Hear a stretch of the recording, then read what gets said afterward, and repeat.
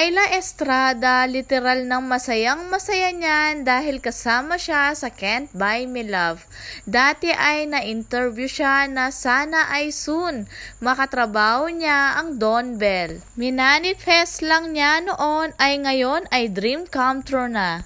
At parang sa teaser ay parang magkapatid ang dalawa. Excited na ang lahat dahil malapit nang i-airing ito sa primetime bida sa October 2023 na. Dahil matatalas ang atin mga mata ay naispatan si Darren at si Jao na katabi niya si Bel Mariano rito. Sabi nga ng mga netizen, ano kaya ang magiging role niya rito? Literal na ginastusan ng teleserye na to at napakabigatin pa ang mga cast. At narito ang mga naspatan sa teaser na ipinalabas kahapon. Tanong ng marami, sino kaya ang magiging magulang ng dalawa rito? Kaya abangan natin ang susunod na update.